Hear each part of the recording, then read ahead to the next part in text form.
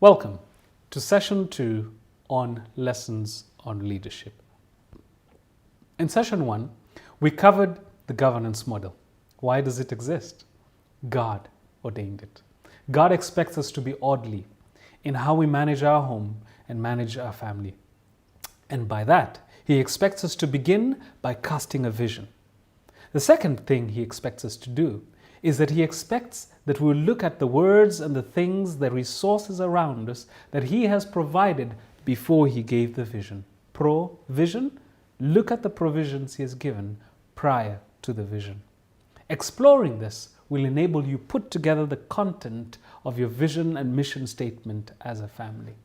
Several questions were explored, lots of things were asked, but you were then instructed by God to write a compelling vision, because you are a holy nation, a royal priesthood, a chosen race, that you may exemplify the works of the Lord as you carry out your vision as a family.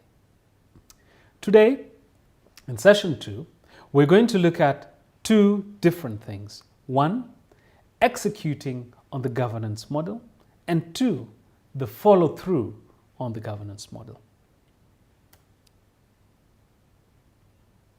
Revelation chapter 12, verse 13, draws our attention to a thing, a being that has been in existence from the inception of this world, this earth that was created by God. That thing is the greatest disruptor to any life out here. Businesses today have suffered the massive blow of the distractors that appear. A few examples to think about. The taxi industry was sailing smoothly along the way, harvesting and reaping the revenues that they could, until Uber showed up. It knocked them off their feet. There were strikes and riots all over the world. A disruptor entered the market. Those who owned the hotel industries also suffered a similar distraction. The disruptor that hit them was Airbnb. Imagine you own a hotel and you've put up this hotel, and for over the years, 20, 60 years, it's been giving you steady income. All of a sudden, someone next door to your hotel decides to accommodate friends or even strangers in one of the rooms that they live in. Airbnb is a concept that has built up potential, gathered revenue, to the extent that it is now causing the hotel industry to ask themselves, do we have the right strategy and plan? Distractors will appear in your life. All we need to do is to ensure that we use them to our benefit. You see, the Bible tells us in Revelation 12:13 that there's a distractor that has been thrown down to this earth. One that lost its position in heaven, one that is seeking to take supremacy on this earth. You see, in the Garden of Eden, when Adam and Eve ate the fruit, they surrendered the ownership of this earth to this being, the devil. The Lord expects that as we live our life in an exemplary manner, we will rise above this distractor, will become victorious through His victory, to the extent that we'll take back what He has stolen from us. Let's read together Revelation 12:13. Who is this distractor? And when the dragon saw that he was cast unto the earth, he persecuted the woman who brought forth the man-child. The Bible here is referring to the Lord's church on earth, the target of whom is the devil. The devil assails and attacks this church, this institution that God has put together, that starts in a family unit, to the extent that it ripples and shakes the foundations upon which it has been established, where hopefully you would lose heart and move away from the purpose from which God has created you. Friend, in this session, we're going to look at how to hold fast and stay steady in amidst this whirlwind of distractions that come our way. The biggest challenge then in an environment like this is to maintain discipline. I asked one of our greatest philosophers what execution really is, and this is what he says. It is the discipline of getting the most important things done. Still getting things done, still delivering, irrespective of what else is going on around you. But he breaks execution down in 4 areas. He says families fail to achieve their reasons for existence because of 4 main reasons. Number 1 is that they don't know their goal. They have lost their vision. In Revelation, Christ is displeased with the church because he says they lost their first love. You've lost the purpose for which you're established.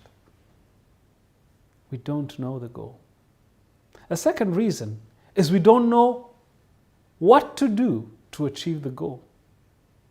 I haven't applied my mind to what I need to do to achieve the goal. The vision is clear, but I'm stunted. I don't know what to do. That's the state one can be in. And for that reason, stay in that state to the extent that you don't fulfill the reason for your existence. The third cause of breakdown to executing on your governance model is that we don't keep score. Nobody knows how far we are from the goal. No one is clear as to how much needs to get done, how much we have done towards what we want to achieve. In this session, we will look at how to equip you to think through what you need to accomplish, how you need to measure it as you track towards your goal, the follow through. The last thing that causes breakdowns to the achievement of your vision, your purpose for existence, breakdowns to your governance model is no one is held accountable. I love this song that the heritage singers used to sing. They would say, nobody did what everybody thought that somebody could do because everybody thought that somebody else was doing it. When things are not clear in our minds in terms of who is supposed to achieve what and in what time, there's a breakdown. So, it really comes down to bad execution. As simple as that. Not getting things done, being undecisive, not delivering on commitments. This is the whole reason why governance models fail. So, it behooves us to instill discipline and fortitude as we look at how to fulfill the objective before us. But what is discipline? Discipline is a consistent regimen that leads to freedom of action. I'll repeat that again. Discipline is a consistent regimen that leads to freedom of action. Jim Rohn, the business philosopher and consultant, says, we must all suffer from one of 2 pains, the pain of discipline or the pain of regret. Friend, which of these pains do you want to suffer from? There is no gain without pain. I propose to you that the pain of discipline is the one that you and I should choose. For in choosing the pain of discipline, we achieve our goals. For us to move away from choosing the pain of regret to moving towards choosing the pain of discipline, we must get rid of our old thinking. The old thinking is we can become effective in accomplishing 6, 8, or even 10 important goals all at once. Imagine what your life would be if you change from that thinking to this thinking.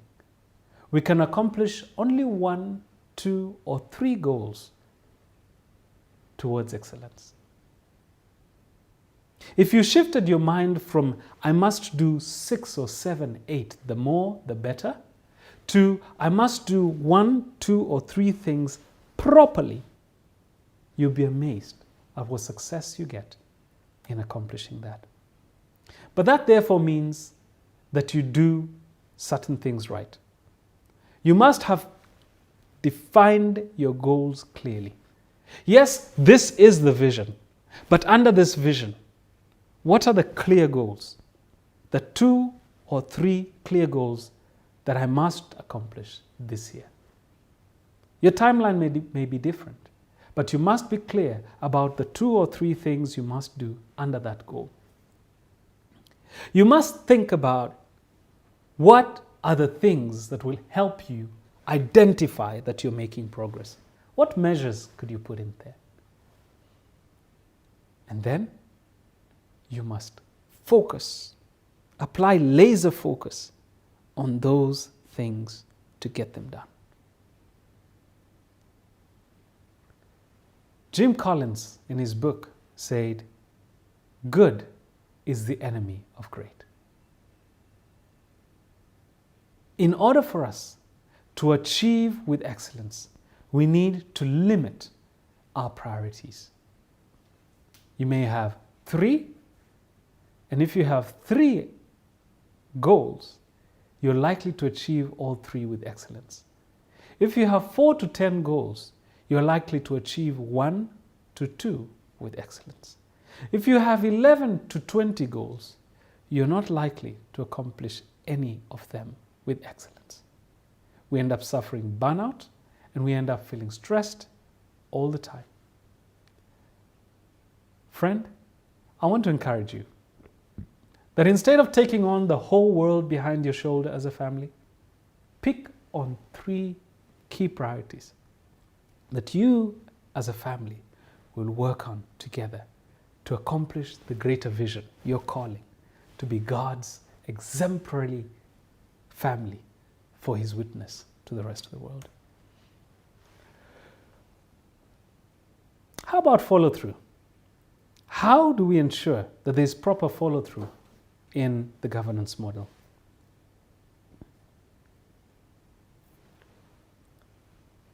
If my private world is in order, it will be because I have determined that every day will be for me a day of growth and knowledge and wisdom.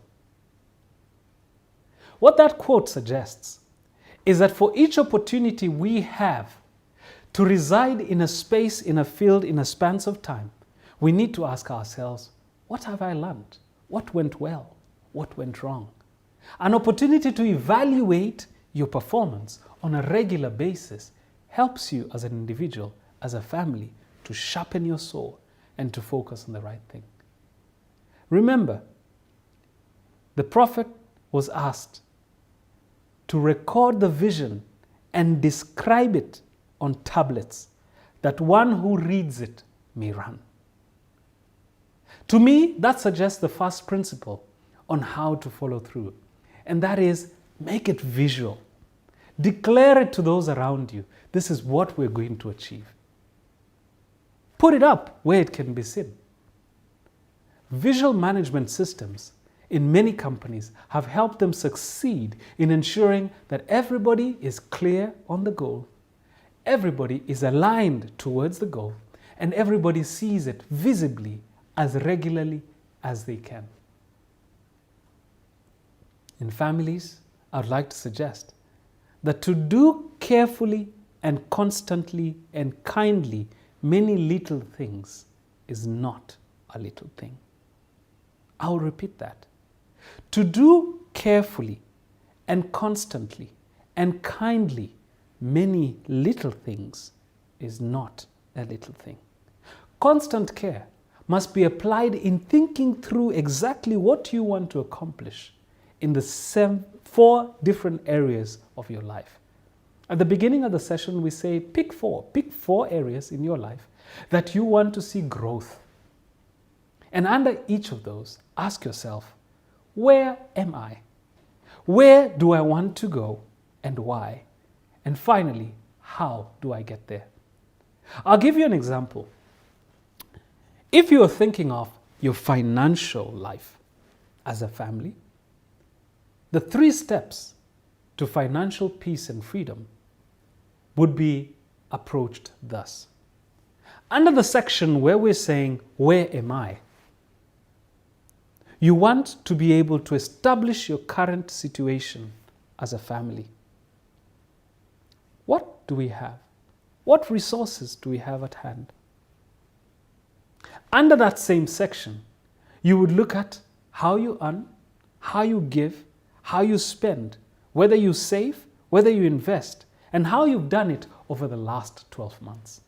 Go back in time. Analyze where you've been. Remember, at creation, God says, let us create. You as a family have declared, we want to be a financially astute family that is self-sustaining. Great. So hence, assess, given the light God has given, where are we now? What do we earn? What do we give? How do we spend? Do we save? Do we invest? And how have we done that for the past 12 months? Number 2, under that financial section, you would say, where do I want to go and why? This then is tied to your overarching vision, what we want to accomplish as a family. You would then seek to understand the generous heart of God, to understand how God has dealt with finances, to understand what provisions He's given you. Again, I apply the word provision. What He has given you in resources, in people, in things around you, circumstances around you, to equip you for the vision. You would then set godly goals. What does God want us to accomplish with what we have? And within those goals, remember, don't try to do too much. Reduce it to 1, 2, or 3 key goals that you want to accomplish as a family. It could be as simple as, I want to save 2 Rand. 2 Rand for the next 15 months to be able to gain enough to buy that one book that will educate me into financial freedom. As simple as that. And as you look at that, be a good manager. Tell others in your family that this is your family goal. And work together to ensuring that that commitment to 2 Rand is held on to. The last section under financial freedom would be an answer to the question, how do I get there?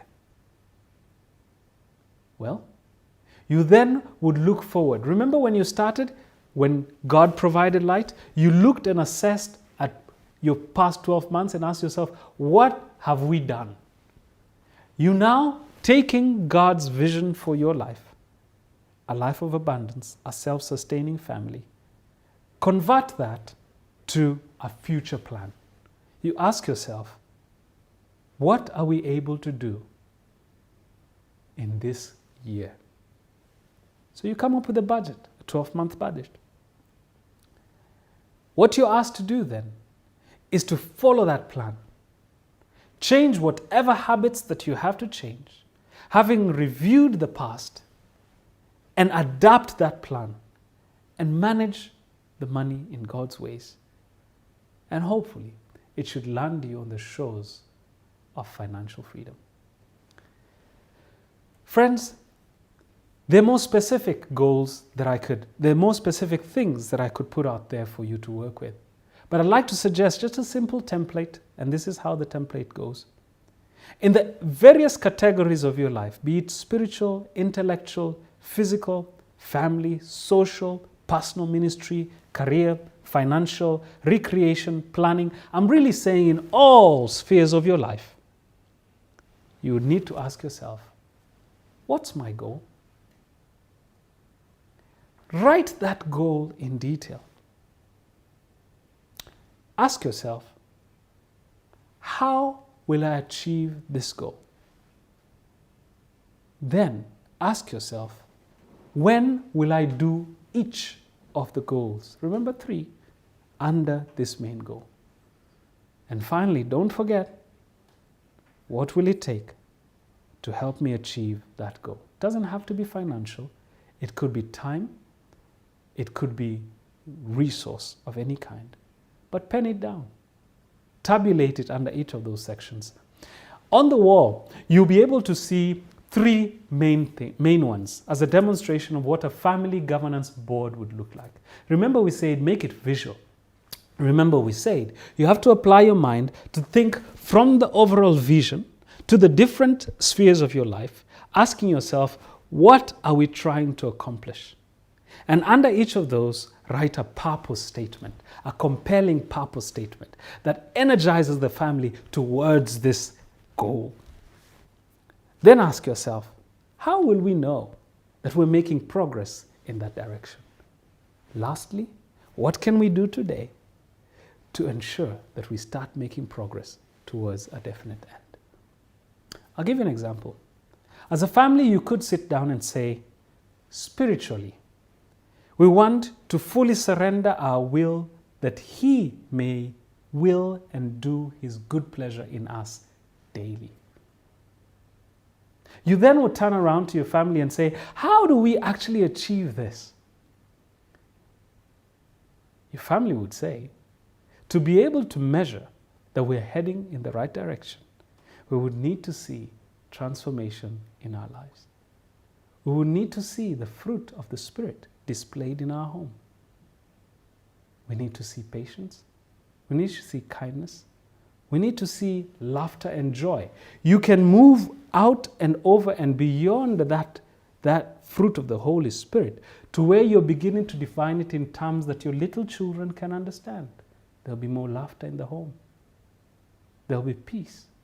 There'll be further discussions with clear objectives in this home. But let's come down to spiritual. There will be constant daily worship. That's a simple one to start with. And under that constant daily worship, you then would say, that's the measure of success. What do we do today to ensure that we can have constant daily worship? Well, we will meet every morning at 6 a.m. and every evening at 9 p.m. to have worship. That's a definite goal. That's a clearly articulated, specific action that you can do daily. And at the end of the week, when you sit back as a family, you ask yourself, did we do that? Did we meet at 6? Oh no, on Tuesday we met at 7. Okay, we know next week we'll need to make sure we meet at 6. What do we need to do to ensure that we meet at 6? That's very specific. The second section is really around physical. The goal could be to be healthy in body, heart, and mind based on God's health principles. I know a group of people, Seventh-day Adventists, who have learnt this wonderful message, the end time health message. This message encourages New Start as a principle. In a later DVD, we'll be able to explain this. But let me capture it this way. To be able to be healthy in body, heart, and mind based on God's health principles, I want to ensure that I exercise daily, 3 times a day. Number 2 is that I want to attend a health seminar once a month. Under that, you then would say, which 3 days of the week am I actually going to exercise? What kind of exercise am I going to do? It would come down to, I want to exercise on Mondays, Wednesdays, and Friday. The kind of exercise will be swimming. Remember, your measure of success is that you also attend a monthly health workshop. I would then look around, do some Googling, find out from different places which day of the month are they actually having a health workshop. You then would say, there's no health workshop, so for this month, we will decide to purchase the New Start DVD and watch it on the 28th of December 2016 at 4 o'clock with family. Be specific. Be as specific as that as you plan. You could do the same with the mental. And under the mental, you could say, I want to be an expert and authority in my area of calling. Not everyone in the family would be able to do that. And then you say, probably, for that, I want to be accepted in a PhD program. And part 2 is that I want to have a certificate in public speaking. You then, at the third level, which actions do I take today to be successful tomorrow? You'd say, registration, I've identified the school, it's Harvard School of Business. The certification on public speaking is being offered by University of Cape Town at 6 o'clock on Thursday this week, and you register for that. Friends, at the end of the day, you as a family standing there for 30 minutes looking at this visual governance board would be able to have a conversation about all aspects of your life in 30 minutes, once a week. Establish the frequency. Establish the place where you will be doing this review. Include the entire household when you're doing the review. Make it short. Make it concise. Think about day 7. God welcomes us to a period of fellowship and rest in His arms. He says to us, remember the Sabbath is meant to be a delight. So make your visual governance discussion a delight. Lastly, at the end of each day, God would say, and God saw that it was good. God is teaching us here that we ought to celebrate success. He is saying, celebrate with each accomplishment. Debbie Kennedy, the author of Achievement, Measurement, Progress, saying, celebrating success, put it this way. She says, success is a moment in time that holds the knowledge and inspiration for the leaders to move themselves and the organization to the next level. Success knows the history of the journey. It makes mistakes. It considers the lessons learned when we make mistakes. It looks at the accomplishments. Success is a mirror from which one can see the future possibilities with greater clarity. It boosts our confidence. It fosters a new level of trust, helps us make sound decisions, and can spread a message like wildfire in the hands of a determined leader. Friends, the Lord is calling us to commit our work to the Lord and to put our plans in His hands so that they may be established. Proverbs 16:3 asks us to commit our ways unto the Lord, and He will accomplish the desires of our hearts. I pray that these sessions have helped you to discover God's governance model for your home. I pray that you're itching to find out more. If you are, watch this space. There'll be more coming your way. Remember, A for analyze, B for look at your baseline, C, look at the contents, D, be determined to succeed, and E, evaluate your status and progress towards the goal. May God bless you as you consider this with your family.